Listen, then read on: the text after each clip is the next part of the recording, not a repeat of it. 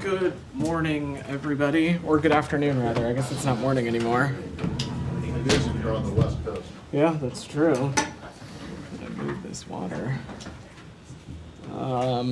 I don't have anything off the top, so Matt, we can dive right into questions. Okay, so I think we all saw the readout of the Secretary's meeting with Minister Dermer yesterday, which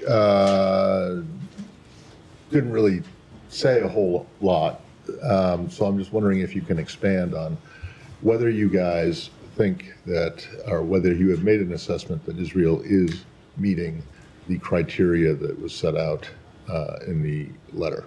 Sure. So I'm sorry that you found it unsatisfactory, but No, I didn't say it was unsatisfactory. I just said it didn't say a whole lot.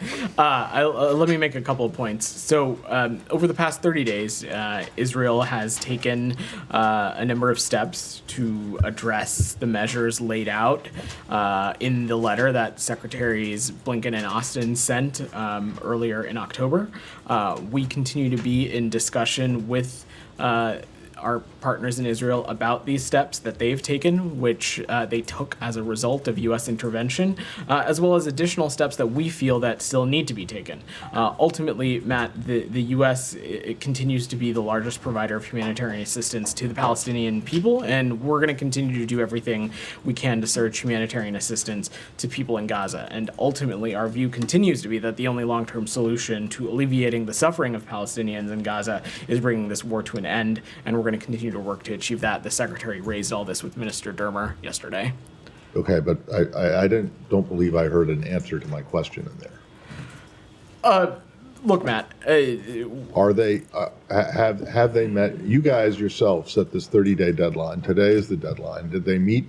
Did they meet it, or did they not? So I think first, when it comes to assessing the humanitarian situation in Gaza and the region writ large, I think it's important to remember that we have constant evaluations ongoing and constant assessments ongoing about the circumstances. And first, let me just say, specifically, before I answer your question, that we've seen some steps being taken over the past 30 days. Specifically, we have seen the reopening of the Erez crossing. We have seen a new crossing at Kisufim open. As it relates to the Jordanian Armed Forces corridor, we have seen a wave of a waivement of certain customs requirement that humanitarian organizations had previously said was an obstacle. We've also seen some additional delivery routes open within Gaza, including Bani Suhelia Road, expanding the use of the Israeli fence road, as well as repairing the coastal road. We've also seen some deliveries resume and restored in the north, first to Gaza City, and in this most recent week to areas surrounding Jabalia. We've also seen the expansion of the Musavi humanitarian zone, and we have seen the institution of periodic operational pauses. This is all to say, Matt, we at this time have not made an assessment that that the Israelis are in violation of U.S. law. But most importantly, we are going to continue to watch how these steps that they've taken, how they are being implemented, how that they can be continued to be expanded on. And through that, we're going to continue to assess their compliance with U.S. law. We've seen some progress being made. We would like to see some more changes happen. We believe that had it not been for U.S. intervention, these changes may not have ever taken place. But most importantly, we want to see continued progress. And that's what we're looking for. All right. So essentially, there isn't going to be any consequence for Israel not meeting the. I certainly don't have a change in U.S. policy to announce today, Matt, but as you just heard me say, we are constantly going to assess the circumstances on the ground. We are looking for some of these steps that we've made. We want to make sure that they are sustained and expanded upon, and certainly if we don't see that, if we don't continue to see steps in the appropriate direction, we certainly will enforce U.S. law. Yeah. There's no doubt about it. But you guys were the ones that gave them the 30-day deadline. It's hard to see your answers today, such as they are, as anything other than kind of giving them a pass for not meeting the certainly, criteria that were Matt, laid out in the letter. I would not view it as giving them a pass because one, no one is up here, certainly I'm not, saying that the situation in Gaza or the humanitarian circumstances are rosy. It is a very dire circumstance, and what we need to see is we need to see these steps acted on. We need to see them implemented, and the ultimate hope is that through these steps, some conditions have been created in which we can see things like additional aid, additional food trucks, additional measures being taken that ultimately will be beneficial to the Palestinian people in Gaza. That's what we aim to see. And as you've heard me say, and as you've heard Matt and the Secretary say previously, if we don't see steps being taken, we of course will appropriately enforce U.S. law. But Correct today, me if I'm wrong, isn't that what you guys said a month ago? that is what we said a month ago, Okay. and that is why they we have laid not- out. And they have not yet met them, because you say that they have taken some steps, but more needs to be made. In other words, they have not That met the letter, criteria by the Matt, deadline, the- and you are giving them a pass. Is that, I don't understand, there's no other way to look at it. no, I don't think that is true. That letter was specific about some specific areas where we wanted to Yes, see them and take have some you additional seen- Have you steps. seen those steps that you We laid out have in seen the some letter? of those steps being Some, taken. Yes, some. yes. But it didn't say some, it said all, right? Matt, the point is, more than any singular step, we outlined a number of steps that we wanted to see taken. What matters most is not just a specific action or a specific item, but the totality of Well, I the don't progress that understand we why you see. sent the letter in the first place, but I'll let others have a crack at it. The point is, Matt, that we want to see the totality of the humanitarian situation improve, and we think some of these steps will allow the conditions for that to continue to progress. Go ahead, Jenny. But I mean, if it's the totality of the humanitarian situation, we have 8 aid groups who came out today and said that the situation has not only not gotten better, it's gotten worse over the past 30 days. So how do you square that with this assessment that you have, or non-assessment that they are in violation? Jenny, I can't speak to the kinds of assessment that these groups made. Certainly have seen that reporting. But to Matt, I just laid out some of the metrics that we saw. We saw the reopening of Erez. We But this saw just seems a like new a crossing box-ticking opening. measure. You're saying, okay, they did this, but we were told, you guys said it would be based on the results on the ground that have not borne out here. So can you talk us through the deliberation here? I'm not going to get into the deliberative process, Jenny, but specifically when we're talking about specific metrics or specific actions or things on the ground, the hope is that the operational changes that have been made through some of these things, for example, just the waiving of the customs requirement in the Jordanian corridor, or the reopening of certain crossings, the additional internal routes that we've seen open up. The hope and the desire is that things like that will make it possible for an additional increase in humanitarian aid and trucks to get to the places where it needs to go.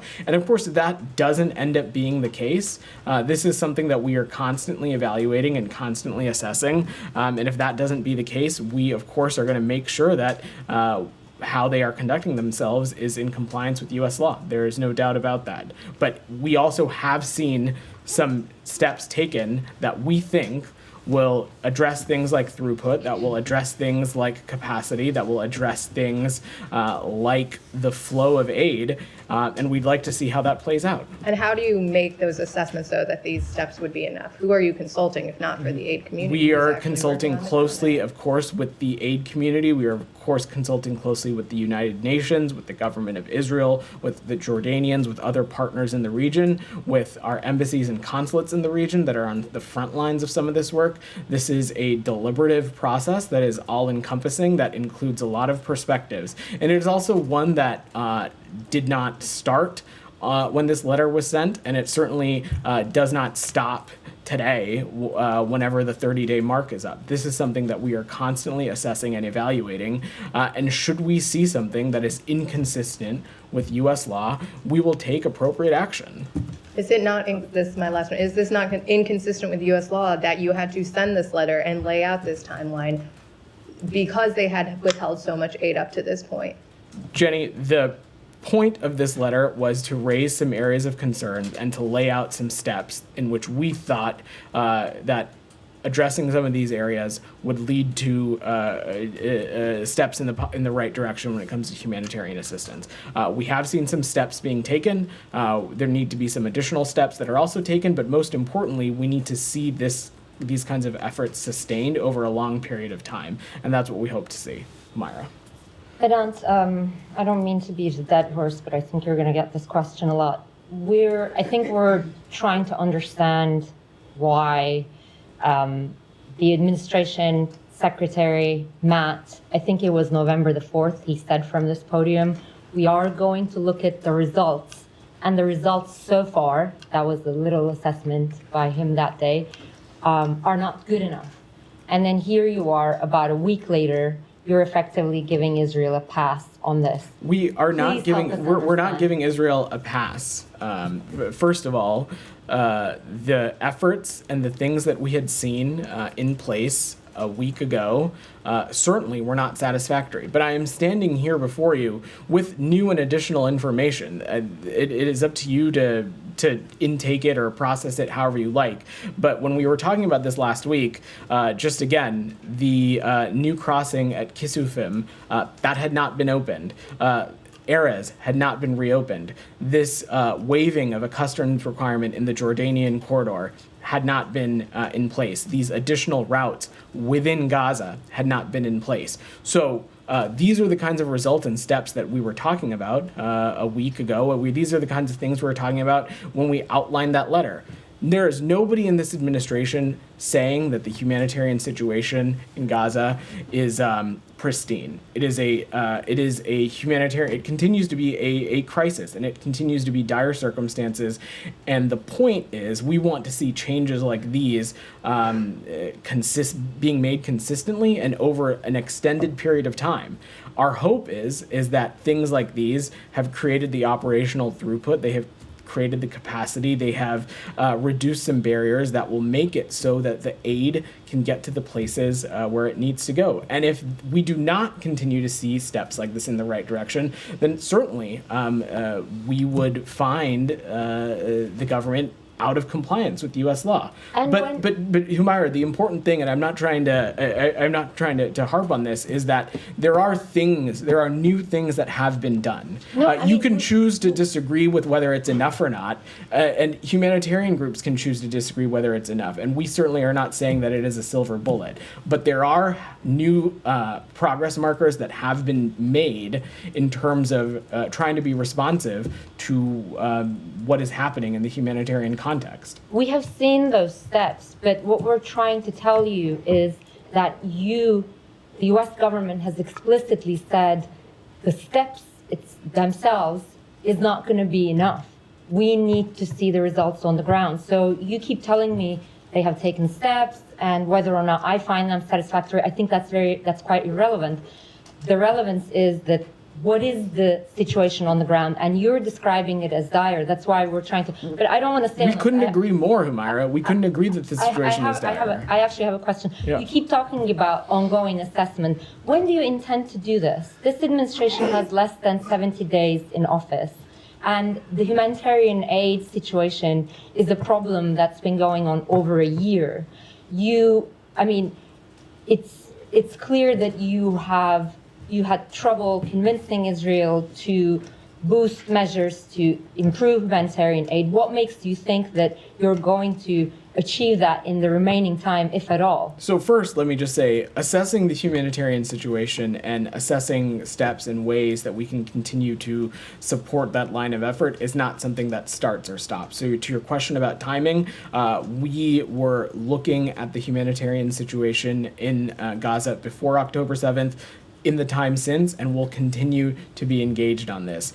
When it comes to the letter, we were looking at the humanitarian situation in Gaza before this letter was sent, and we will continue to look closely at the humanitarian situation in Gaza after this 30-day period is up. We are constantly assessing and evaluating, and if we do not see consistent progress, if we do not see the results on the ground, then we will, of course, make appropriate assessments about their compliance with international law and compliance with U.S. law, and that'll continue to be the case. Just a few more things. Yeah.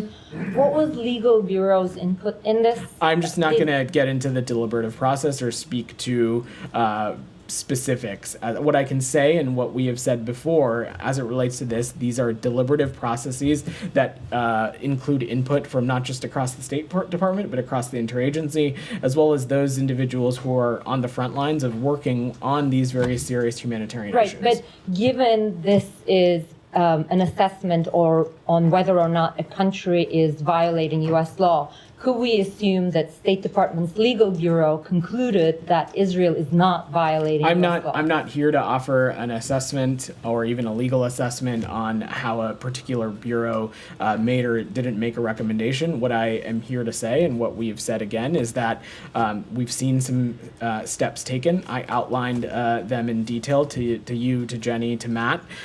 What we want to see now is that we want to see these steps sustained over time, and we're going to continue to remain in close touch with our Israeli partners, the United Nations, other partners in the region, to make sure that these steps have a lasting impact on the results on the ground. And if that doesn't end up being the case, the United States will also take appropriate action. Final one, U.S. Ambassador to UN, Linda Thomas-Greenfield, last month said U.S. was watching to ensure that Israel's actions on the ground needs to show that it doesn't have a policy of starvation, given that you have had an assessment going on all of the humanitarian aid measures. Can you say that's the case, that they don't have a policy of starvation? I don't have a specific assessment to offer, Humaira. What I can say is that there has not been a conclusive finding of that, or at least I don't have one to offer from this government.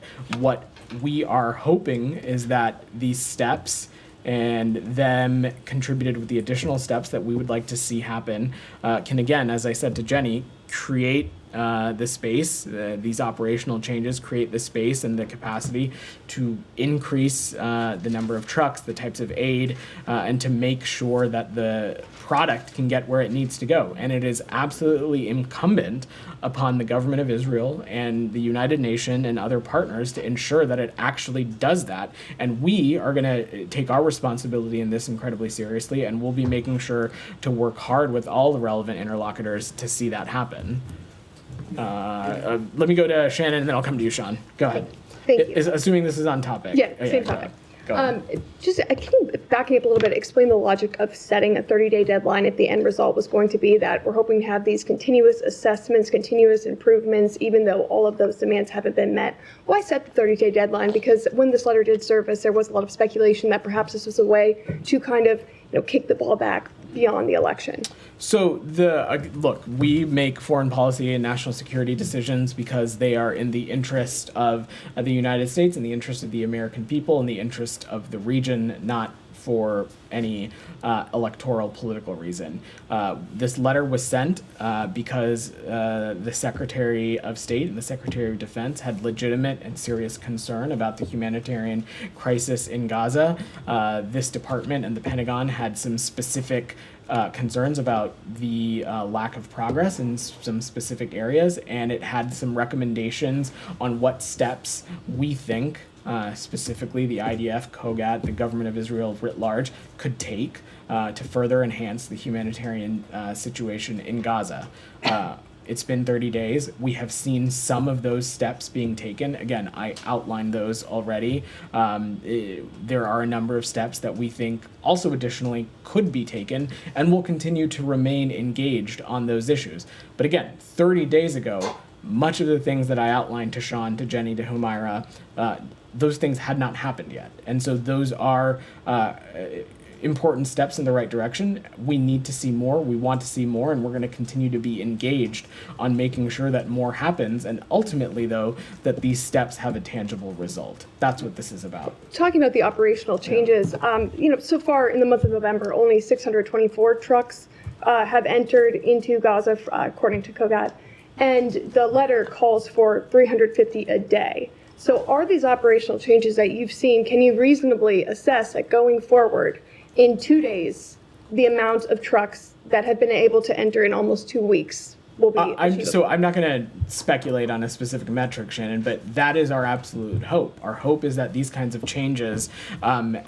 will make it possible for these kind of increased metrics to be seen. And now it is inherently incumbent on the government of Israel, on the United Nations, on other partners to put that into action. And we certainly are ready to stand at the ready to be continued engaged on this to get that across the finish line also.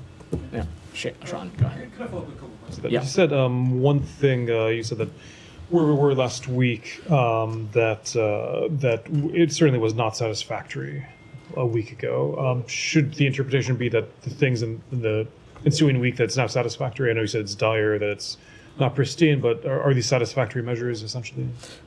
These are steps that we think that are responsive in part to the letter that the secretary sent. It addresses some of the specific concerns that letter raised. Again, I'll use the Jordan corridor as an example. That letter from Secretary Blinken in Austin expressed some areas of improvement that can be made on the Jordan corridor. One of the steps that I shared with you today was an example of such a metric.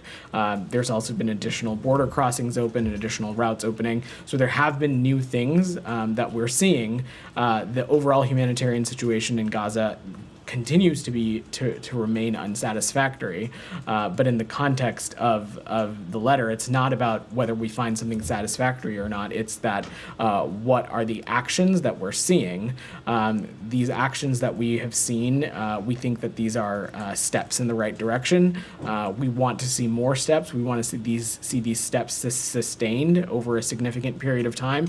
And ultimately, we want to see these steps have a result on the situation on the ground, and that's what we're going to continue to be engaged on. Sure. A number of people have asked you about the 30-day deadline, how that obviously came after the election, and how the administration doesn't have much time left. I mean, is there a sense that perhaps this is a sign that the leverage is gone, that this current administration has? It's not so long before. Again, Sean, the 30-day time period was not about any particular day on a calendar, and it certainly wasn't about electoral politics. It's that things take time. It's that processes, especially in such a volatile region, sometimes take time to unearth and to move forward. And so today we have seen some progress in that space. We've seen some additional crossings. We've seen some additional routes within Gaza.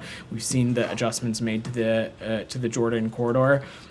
We intend to continue to work at this and see more. And just a second. I mean, but in terms of, even if it was not part of the electoral calendar, I mean, it's. But we're saying, but in terms of if the U.S. isn't taking action at this point, and the clock is ticking anyway, what makes you think that there would be any leverage that the U.S. has toward the end of this? Well, Sean, I'll just say that we all know what the election result was. I don't need to point that out to anybody. But here we are, about a week and a half after that, with some new progress points that we can point to, with some actions that the Israeli government has taken that we think would not have happened had it been for U.S. intervention. So we continue to think that our role, our engagement, our diplomacy has a space. It has a role to play. It has a serious role to play. That is at the core of what this secretary and this president believe. And we're certainly going to continue to engage and work really hard at this. Ultimately, it's at the end of the day not up to us, but we think that it was U.S. engagement that led to these progress points being met, and we're going to continue to work at it. Can I just do one slightly? Some people might ask more specifically on this. Can I just see one additional aspect on the conflict? Qatar. I'm sure you saw over the weekend the statements coming out about Qatar stepping back a little bit from mediation. Is this a disappointment? Does this show that there perhaps are not as many hopes right now for brokering something? So first, Sean, let me say a couple things. We have, going back as far as we all can remember, have been explicitly clear with countries around the world that certainly it can no longer be business as usual with Hamas.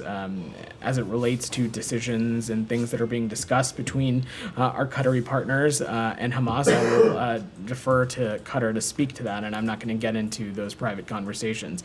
We're continuing to pursue a number of initiatives to secure the release of hostages. That work is ongoing. We have not given up hope, and it's critical to us to get deal done as soon as possible, especially so that we can bring the remaining hostages home to their families. They have now been held in captivity for over 100 days in what can only be unimaginable conditions. And so ending the terrible suffering of the Palestinian people in Gaza also is tantamount. And we're going to continue to work at this. Our view is that if Hamas wants a ceasefire, which they claim they do, they need to engage. And right now they're not. Just a final one for me. I mean, is your interpretation that is it your view that the mediation by Qatar is basically done for the moment? I mean, do you actually see things that are ongoing, or is it? So let's not forget, Sean, that going back to, I want to say even before the summertime, Qatar, the United States, Egypt have played immeasurable mediating roles. That I have no doubt will continue the role that they are going to play. I'm not going to speculate on what the potential location of Hamas may or may not mean. Again, that is not something I'm going to speak to. I will let others, I will let the Qatari government speak to their own decision making and their own engagements. Saeed, go ahead. Thank you. Going back to the letter, last week when I asked Matt whether it included a figure, a number of trucks and so on. So do you believe that these trucks were met, the number of the trucks that were stipulated in the letter were met? So I answered this question already, Saeed. Well, yeah, I okay. literally answered that question. Okay, so you feel that it 5 was minutes met, ago. right? It was met?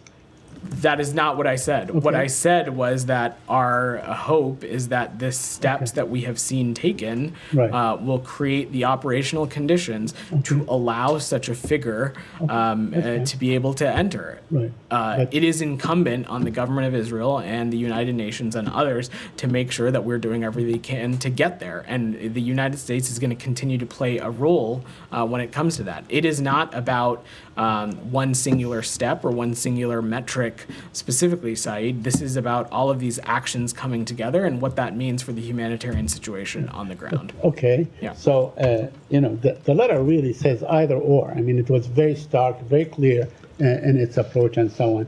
So, would you say that this element of it, either or, is no longer operative? It's null. It's Saeed. null. There would be no action taken if Israel backed down on the aid and so on. That is the opposite of what I just said, Saeed, Again, in that this is an area that we are going to continue to pay close attention to. Right. And if we do not see consistent progress in this space, if we do not see progress that we find to be satisfactory, we of course are going to continue to, and we will enforce U.S. law, and we will make sure that we're doing so appropriately. This is not at all an announcement that the United States finds the humanitarian situation in Gaza satisfactory, or that it's great or significantly improved. That is not the case. That's not the reality of the ground. The letter that the two secretaries sent was specifically about areas that we had some specific concern, some suggested steps which we outlined that we thought would help address the humanitarian situation. We have seen some of those steps being taken.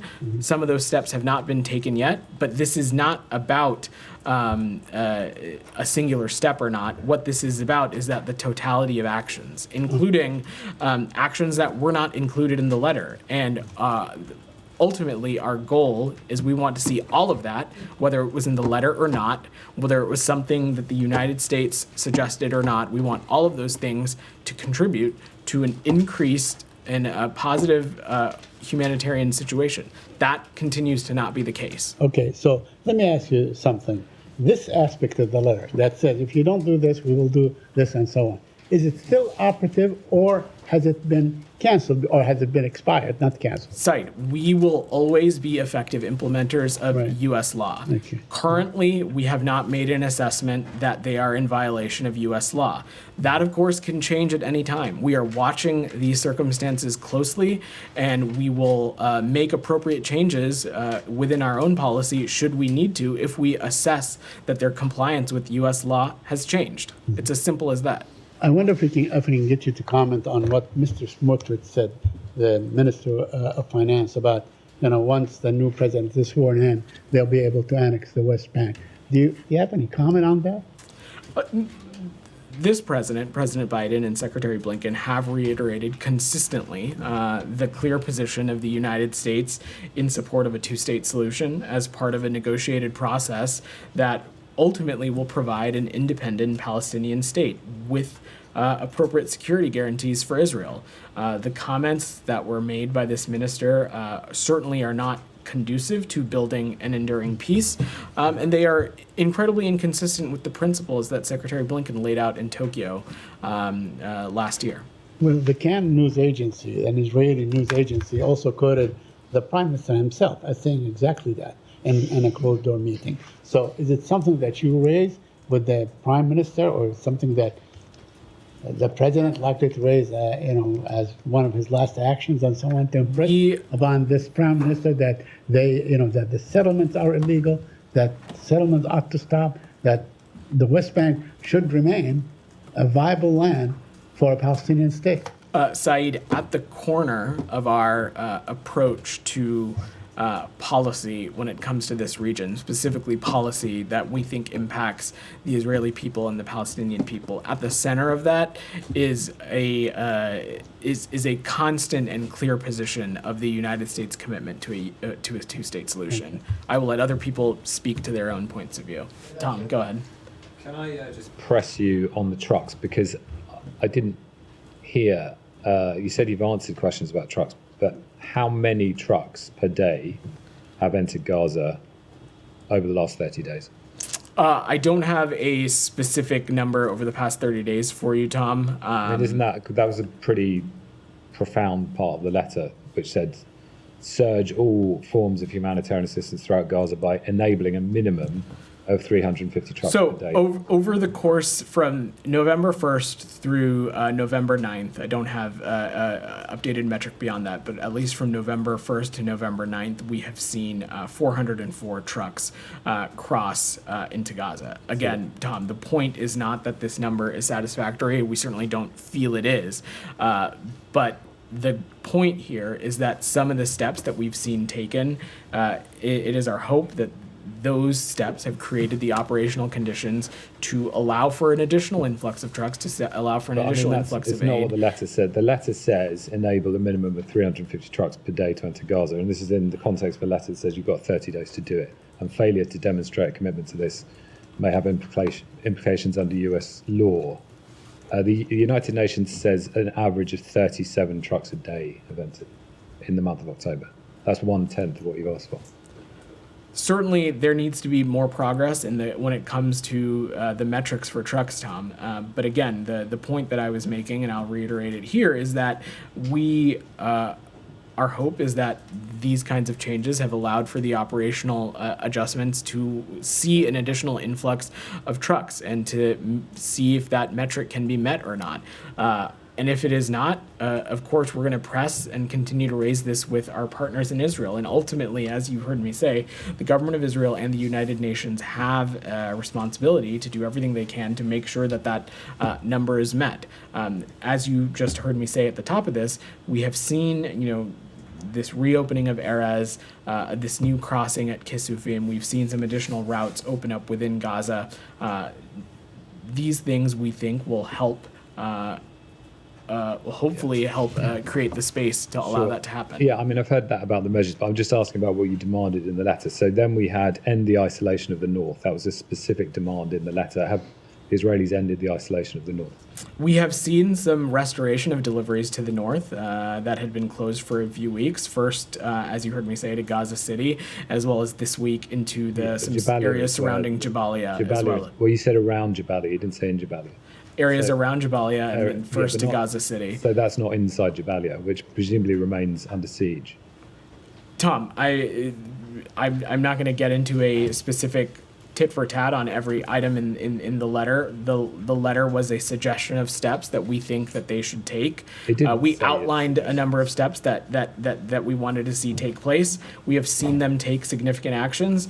ultimately what matters is not one specific step, but the totality of actions, including actions that, as I said to Saeed, were not even necessarily laid out in the letter or not. And whether all of those together lead to an increase in humanitarian assistance, that's what we're looking at, and that's what we're going to continue to pay close attention But to. it's important, isn't it? Because there's 100,000 people trapped in that besieged area, according to the United Nations, where they say there's been no food, there has been no water, there have been daily and repeated denials of humanitarian convoys by the Israeli authorities, which seems in stark contrast to what you're suggesting. On UNRWA, the letter also says that the Israeli authorities should do everything to prevent this legislation that would ban UNRWA and prevent contact with UNRWA. Now they've clearly ploughed ahead with that and ignored that too. So are they listening to you in the letter on that point? Have there been any changes? On the UNRWA legislation specifically, Tom, there are over 2 months to go until the legislation is implemented. We continue to have ongoing conversations about it, and we're going to continue to discuss the implementation of this law with the government of Israel and make clear that that steps that deny vital assistance to civilians could have implications under our law and policy. I'm not going to speculate on what exactly that may or may not look like, given that, as I said, the law isn't being implemented yet. There's still two months to go, but certainly it continues to be an area of concern and one that we're continuing to raise with the government of Israel, and will continue to do so. Isn't there a profound point here? What you were trying to do was end a siege around northern Gaza that was trapping 100,000 civilians to prevent them starving to death. And we've heard now Joseph Borrell, EU Foreign Affairs representative, saying the use of hunger as a weapon of war is against international humanitarian law in relation to northern Gaza. We've had multiple aid agencies saying that they're concerned about starvation in the north. So you set this letter out with a clear objective, which was about the north of Gaza. And all I can see that you've said today is, an extra crossing's opened up. 1/10 of the trucks that you asked for are entering Gaza, but not getting to the besieged area. So as far as I can see from what you've said today, absolutely nothing that you've asked for is actually happening. Well, first, Tom, I think it's important to remember that these objectives and our strategic goals don't start and stop just because this 30-day window is up. This is something that we're going to continue to work at and engage closely with our Israeli partners on. Additionally, it is more than just opening up a number of crossings, though yes, that is part of this. We've seen the reopening of Erez, we've seen a new crossing at Kisufim, we've seen this adjustment being made with the Jordanian corridor, we've seen some additional delivery routes within Gaza.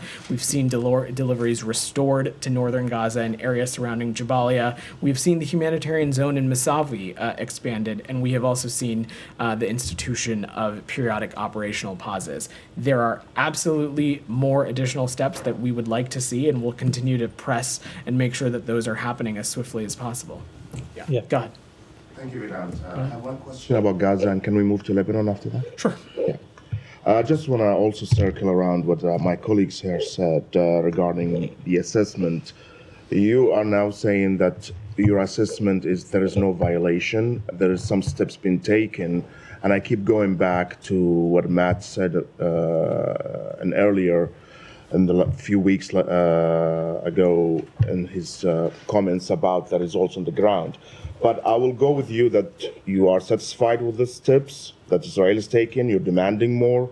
You're demanding more of aid to come inside Gaza. But my question, what makes you assess that the current condition in Gaza is not because Israel is preventing aid from coming in? Because you are dismissing what the aid agencies saying. It's as their own assessment that you don't share it. But what is the reason then for the situation, especially in northern Gaza, to be this dire if it's not Israel violating U.S. law or international humanitarian? What we can speak to is what we are seeing, and what we're seeing is some steps being taken. Certainly, the humanitarian situation writ large in Gaza continues to be dire, and we're going to continue to work at this as aggressively as we can. The point of the letter was that the secretaries laid out that in this letter that as we've made clear in previous engagements with the Israelis, that it is our responsibility to continuously assess Israel's assurances as it relates to the facilitation of humanitarian aid. We're going to continue to make those assessments on the actions Israel takes or doesn't take, as we have done since the beginning of this conflict.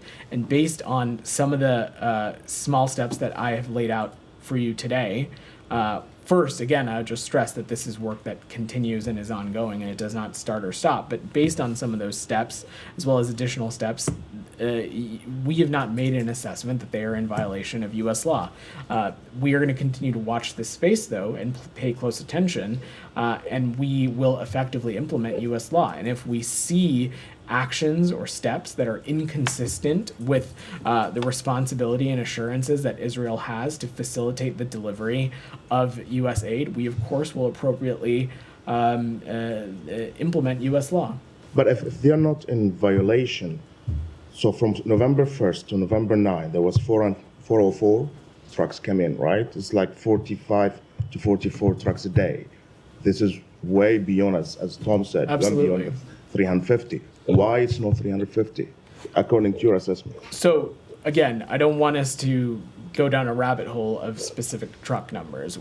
What our point of view is that some of these operational changes that they have made, that I have outlined in great detail now at this point, we believe that it should be possible to increase the number of trucks that makes it into Gaza every day. It is now incumbent upon the government of Israel, the United Nations, and others, now that there are these operational changes that we think can help with throughput, can help with delivery within Gaza, that can help with getting the aid where it needs to go. Our hope is that with those changes, we can see that number achieved. Before you move to Lebanon, can I just ask you, Yeah. why did you bother to put in 350 trucks a day if it doesn't matter? I'm not going to speak to the. I mean, you keep saying you're not going to speak to specific metrics, but you guys are the ones that made those specific. We didn't. We didn't give the Israelis 30 days to do all this stuff. You guys did. And now those 30 days are up. And as you've heard from everyone so far, and these aid groups that came out last night, they haven't met them. And all of a sudden you say that the metrics that you put out don't matter. I had never said that they don't matter. What I said You was. just said rabbit hole. I mean, these are metrics exactly like you've put out. It's not a rabbit hole. Meaning I don't want to take up time getting into a specific tit for tat on like truck numbers. Well, you then can't why take did you time. put them in the Really- letter? You can't take Those time. metrics, It's really important. the metrics and the number of, let me just be very clear. The metrics and the number of trucks getting into Gaza every day absolutely matter. It is, I said that to him because I did not want to get into a specific technical conversation on inflows and outflows. I don't have more updated numbers for you beyond the ones what I said to Tom.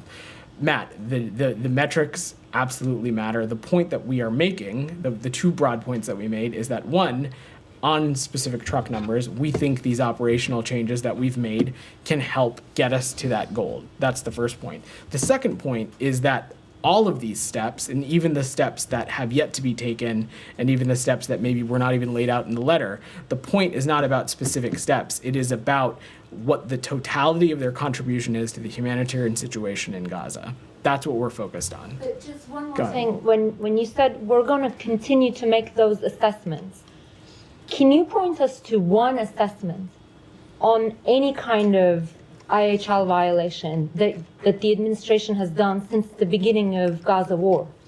Humaira, since October 7th, when we have seen certain things take place that are inconsistent with perhaps maybe how we would have gone about such a endeavor, or they are inconsistent with international law, we have raised those and addressed those specifically. Oh, you have seen things that were what- inconsistent with IHL? What I'm talking about specifically is incidents that could potentially Right. have had components of that. An example I would give is the incident involving World Central Kitchen workers. When that incident happened, we were very quick to stress the importance of the need for further deconfliction mechanisms, for greater communication. So when we have seen things, Humaira, we have raised them directly with our Yes, partners you in raised Israel. them, but you're saying we're going to continue to make those assessments. And I'm asking you, whether, like, I have not seen any of those assessments. Where are those assessments? Those processes, Humaira, are ongoing, and they have been ongoing. We've spent a great deal talking about the many lines of efforts that the United States has to assess those kinds of processes, and that work will continue. Just a broad question. Are you at all worried that this will have an impact on U.S. credibility?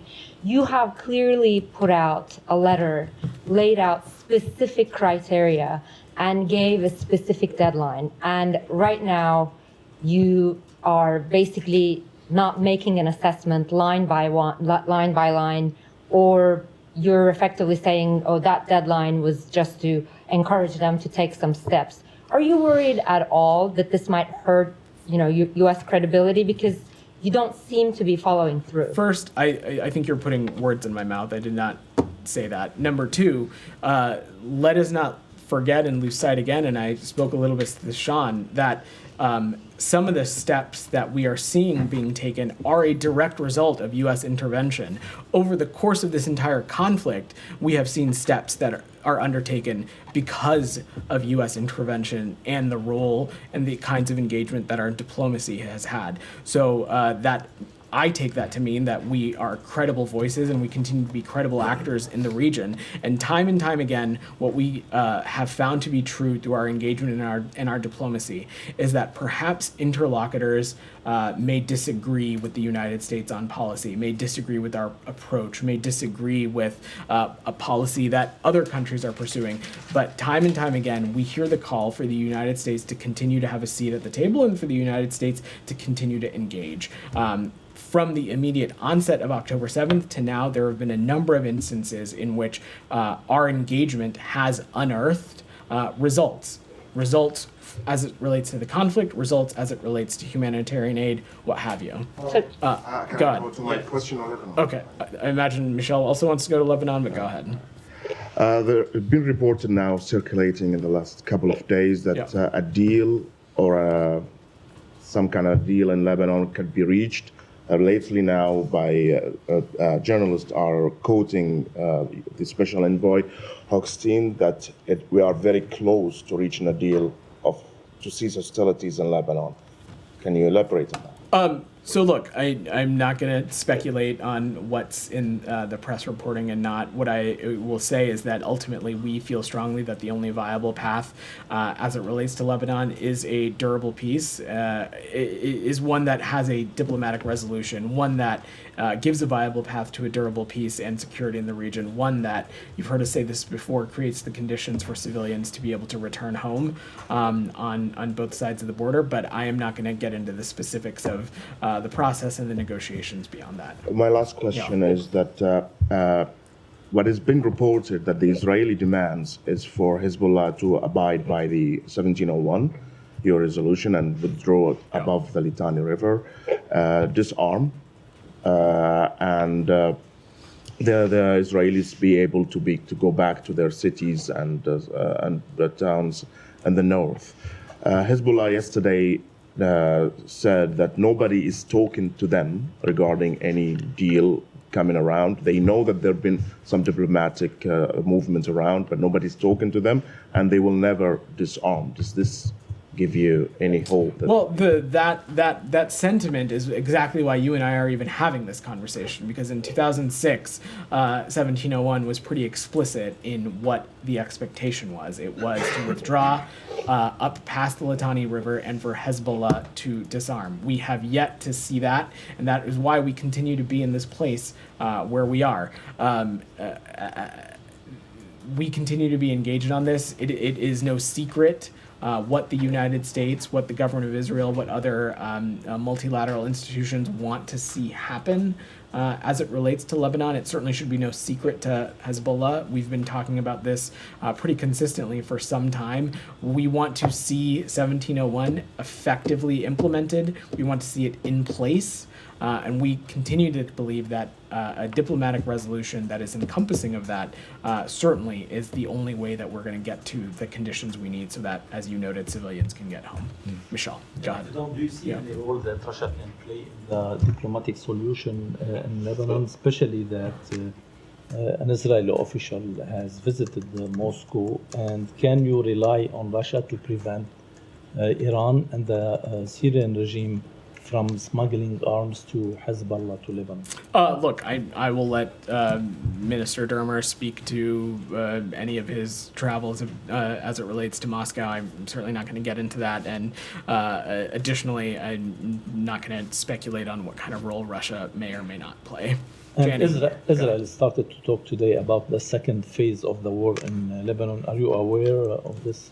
I will let them speak to their own military operations, but as I was speaking to your colleague, what we want to see is a diplomatic resolution, one that creates the conditions for civilians on both sides of the blue line to be able to return home. Jenny, go ahead.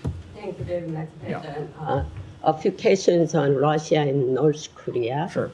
Russian President Putin rationalized the dispatch of North Korea troops by signing a military treaty between North Korea and Russia, which was ratified by the Russian parliament. He also said the joint military exercises would be possible between North Korea and Russia. What is your reaction on this? So, you've heard us talk about this before, Jenny. We are incredibly concerned by Russia's decision to turn to the DPRK to supply soldiers to continue their brutal war against Ukraine. Today, I can confirm that over 10,000 DPRK soldiers have been sent to eastern Russia, and most of them have moved to the far western Kursk Oblast, where they have begun engaging in combat operations with Russian forces. Russian forces have trained the DPRK soldiers in artillery, in UAV, and basic infantry operations, including trench clearing, which are critical skills for frontline operations.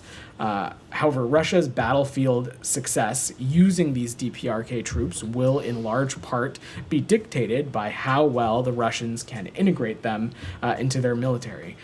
Some of the challenges they would need to overcome are interoperability, the language barrier, command and control, and communications.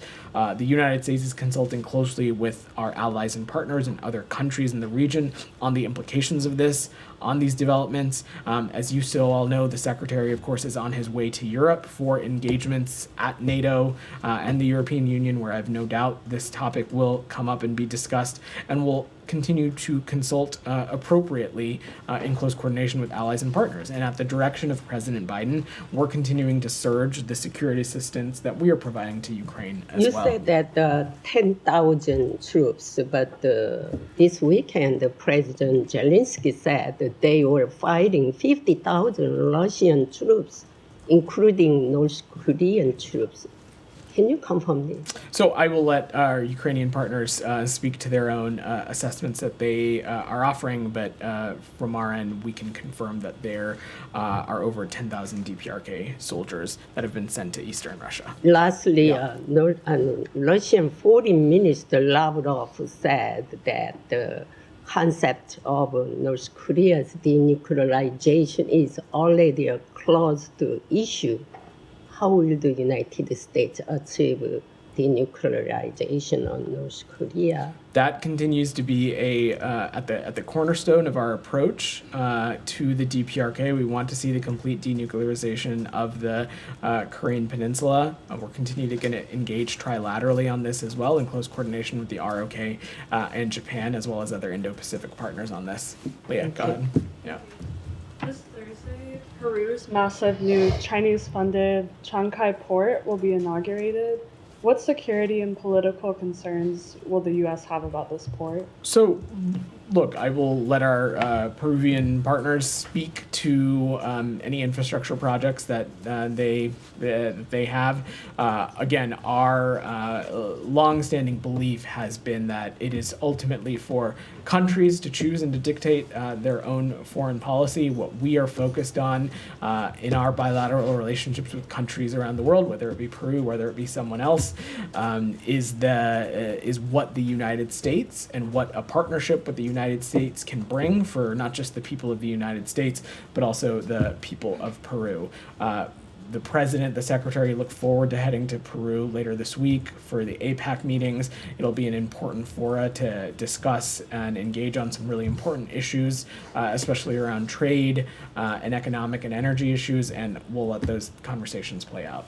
Go ahead. Thank you so much. About Bangladesh. Yeah. How does the U.S. View the recent action preventing Awami League activists from organizing a political rally in Dhaka on November 10th? What message does the U.S. have for the interim government led by Dr. Yunus and his supporters have previously advocated for freedom of speech and assembly? So we support the freedom of expression, peaceful assembly, and association for all, including dissenting and opposition voices. These freedoms, in our point of view, are essential elements of any democracy. We routinely communicate that support to all our partners, including the interim government of Bangladesh, and upholding and protecting these freedoms for all Bangladeshis is necessary to ensure a true democratic future for the country. Thank you so much. A recent report says that they've removed press credential for 184 journalists in Bangladesh, including the bureau chief of Associate Press. What step is the U.S. considering to address this restriction on press freedom to support the rights of safety of journalists in Bangladesh under these circumstances? Just to give you one information that recently the Committee to Protect Journalists already sent a letter to Dr. Yunus. What is your statement on that? I'd not seen that reporting. Of course, if it's true, would be unfortunate. It is our strong point of view that an engaged free press is vital to covering any situation, including, of course, the situation in Bangladesh.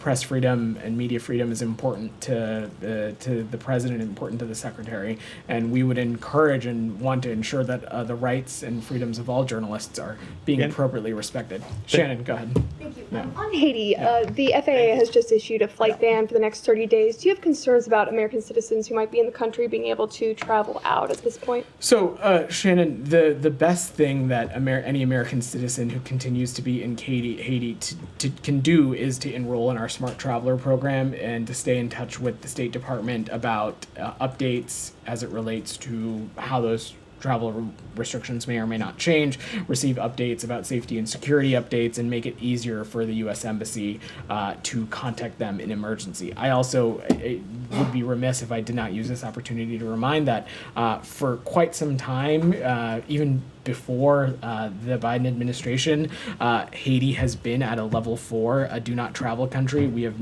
advised U.S. citizens to not travel there since March 5th of 2020.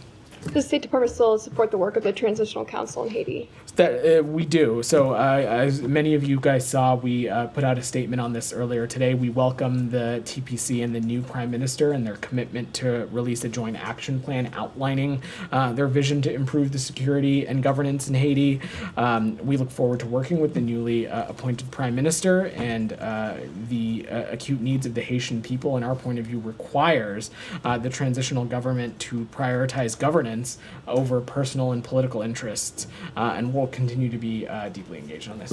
Julia, go ahead. Yeah, go ahead. Yeah. Give it on. Beyond just the travel advisory to Haiti that you just iterated, what was the U.S. response to the fact that 2 commercial planes, JetBlue, Spirit, were struck by gunfire? And what does that speak to the conditions on the ground in Haiti and around the airport, if you have any update in the security situation overall? So first, Julia, certainly can confirm that operations at Toussaint Louverture Airport are temporarily paused, and I will let specific airlines speak to their cadence of flights up until this restriction goes into place, and to what extent they're available for anyone wishing to depart. I think broadly, though, we are squarely focused on continuing to do everything we can to support and address the insecurity crisis in Haiti.